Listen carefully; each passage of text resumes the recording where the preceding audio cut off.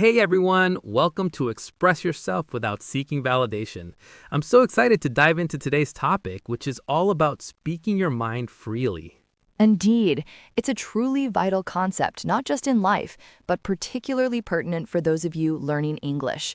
We're going to explore why this idea of expressing yourself without needing approval from others is so crucial for your language journey.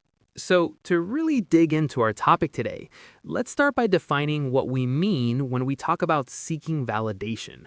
Essentially, it's that feeling, that deep seated need to get approval or affirmation from other people. Precisely. It's when your sense of self-worth or the goodness of your actions relies heavily on someone else's positive feedback or agreement. Without it, you might feel a bit lost or unsure, or perhaps even that what you're doing isn't quite right. Yeah, it's like you need someone else to give you a gold star before you can feel good about your own efforts. And it can show up in so many parts of your life, right? Like maybe you post a photo online and constantly check for likes and comments to feel good about it.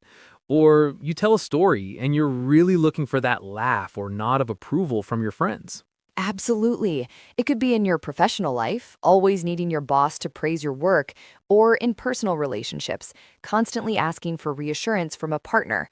It's that external gauge rather than an internal one. It becomes a habit, almost an instinct, to look outside ourselves for confirmation that we're on the right track or that we're good enough. Right, so why do we actually do this? Why do we constantly look for others to tell us we're doing well or that our ideas are good? Well, a big part of it often comes down to insecurity. When we're not entirely sure of ourselves or we lack self-belief, we naturally turn to others for confirmation. We want someone else to validate our thoughts or actions to make us feel more secure in them. Then there's the fear of judgment. Nobody likes to be criticized, do they? So we seek approval as a way to avoid potential negative feedback or ridicule. It's a protective mechanism in a way.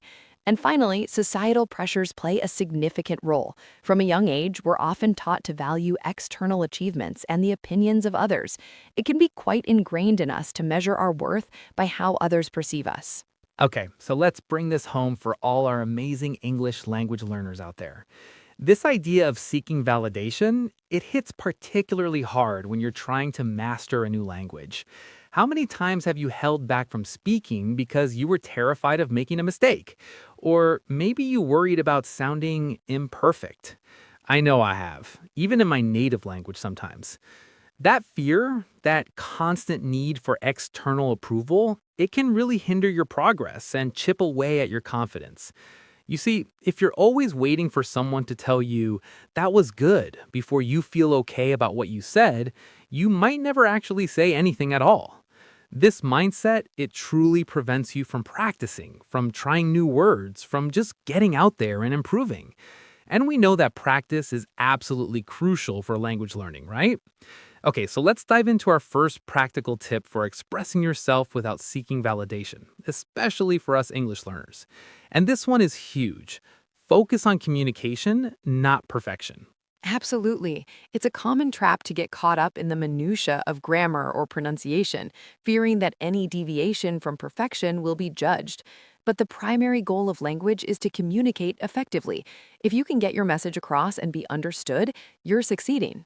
Exactly. I think sometimes we put so much pressure on ourselves to sound like a native speaker right away, or to have every single verb tense in the right place. But truly, people are usually more interested in understanding what you're trying to say. Precisely.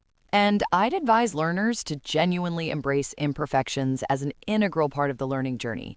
Think of them not as mistakes, but as opportunities to learn and refine. Every time you stumble slightly, you're actively engaging with the language and making progress. It's all part of the process. Don't let the fear of a small error stop you from speaking. Imagine you're asked about your weekend. You visited a fantastic museum, but fear of a grammar slip or mispronunciation makes you hesitate. You almost just say, it was good. That self-doubt is common.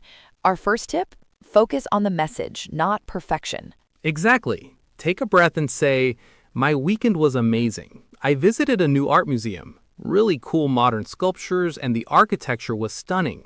You conveyed enthusiasm and key info.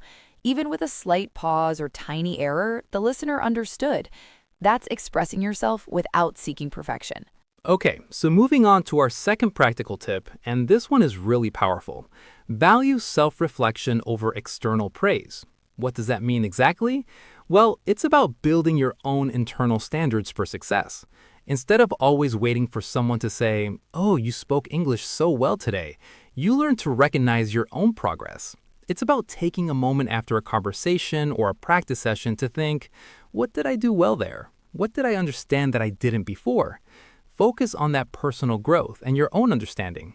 Don't solely rely on compliments from others to tell you if you're doing a good job. You get to decide that for yourself, which is incredibly empowering.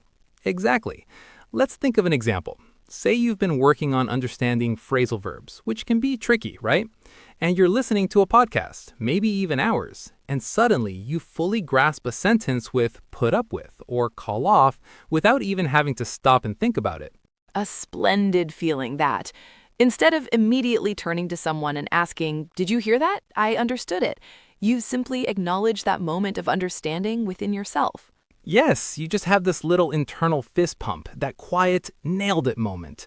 Or you use a new idiom you learned, like break a leg, to wish someone good luck, and it just rolls off your tongue naturally in conversation. You don't need someone else to say, "Wow, great idiom usage." The satisfaction comes from your own recognition of progress, that you've expanded your capability. That internal validation is far more powerful and lasting. Right, let's round off with a few useful phrases connected to what we've been discussing. First up, to hold your own. This means to maintain your position, your strength, or your opinion in a challenging situation without being overwhelmed. For example, if you're in a debate and you hold your own, it means you're contributing effectively and not letting others dominate you. Next, to be your own harshest critic. This phrase describes someone who is excessively self-critical, often more so than anyone else would be. It links to our point about internal validation. And finally, to take something in stride.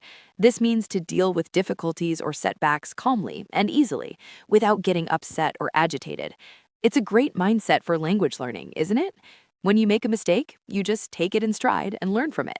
So, to wrap things up, remember that building intrinsic motivation and speaking English with confidence truly comes from within you. Don't wait for others to tell you you're doing well. Recognize your own progress and celebrate it.